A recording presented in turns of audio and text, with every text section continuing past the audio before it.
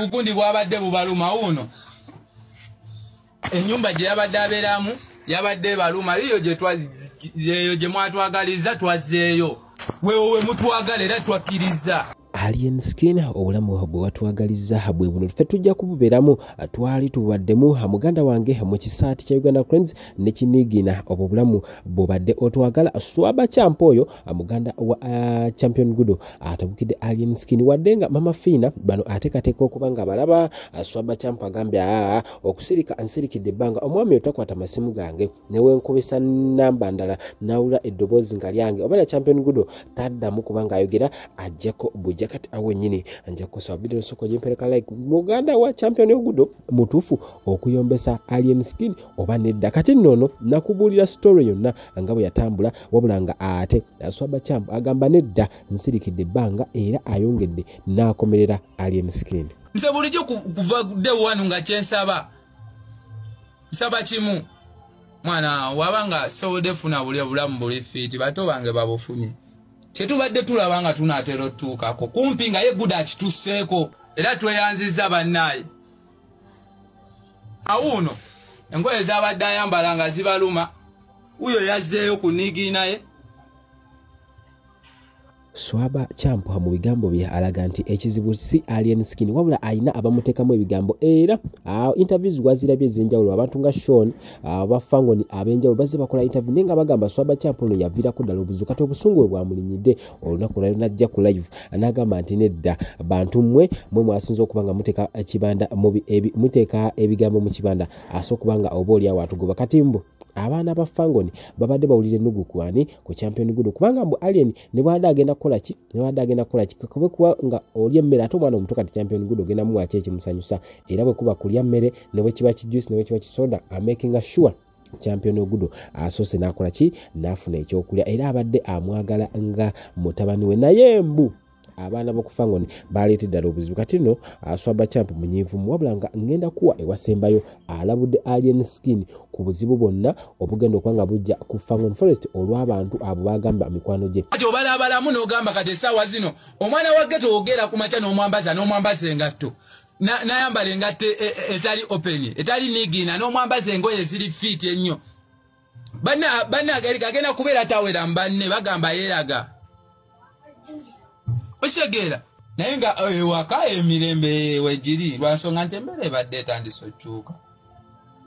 waliwo komenti ze n'agamba engoye bazimuggyeko engoye Gudo tebasobola zimuggyako n'ekisaati kya Uganda eky'omutwalo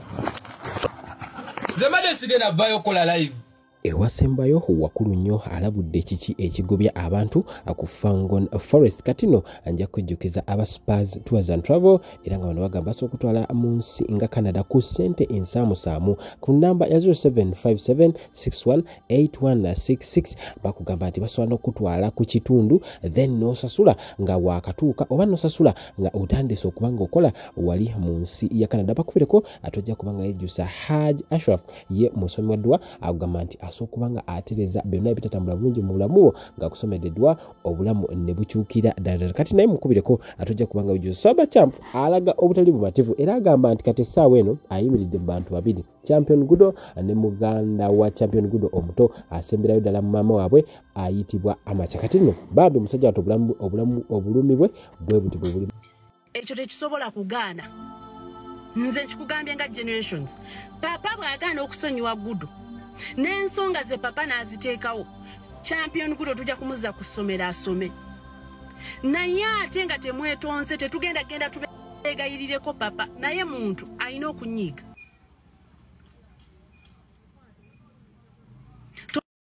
Alien Skin talina baana be basobola kujja naga nti kambatumbula ebitone byabwe nga bwe mbagambye oba baganda boba baani oba samwe napikinga omuntu ku social media Gundo nsupportinga nnyo kantumbule ekitone ekyo weebali abaana weebali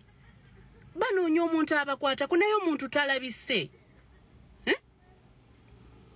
mutukubye omwana okutuuka nze nnyina obudde bwe natuuka naddala time eri yali mu MC Cuts eyo n'otulo twambula wallahi ku Champion Gudo nga ngamba what is this muntu kyasobola okulemesa omwana ono watuuse omwana afunye akokulya naddala nga ntunudde ku taata we njogera gyala ayogeramu ng'olaba nti Something is not right. Omwana afuna abantu abamwagadde ne bamufuula omwana nojja nogaa nti ogenda kumugjayo obulamu obwo bumuggyeko oba n'ettima ku ssaawa eno swaba buli muntu amulaba muge nti oyina ettima kasajja ggwe aba n'ettima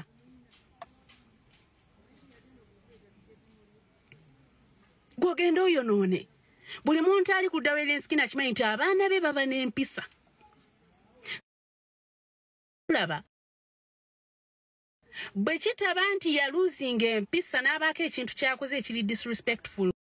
ku Fangon talina nsonga lwaki swaba baamugoba ku Fangon teriiwo ate bamaliriza omugoba naye kubanga alinamu kano nti champion Gudo waali ate ye mukulu we ng'asitula ekintu kye alowooza bwe kivaawo papa tajja kulya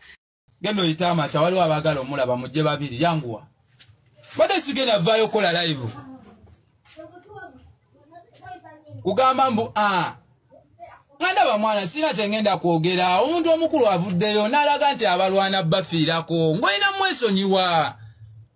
neteri kinnumye nnyo omusajja keera ate naddawo n'awandiika n'agamba tebali kawempembwa bazanya buzannyo bwabwe notuke n'ogamba oba omuntu afaaki nga bannaye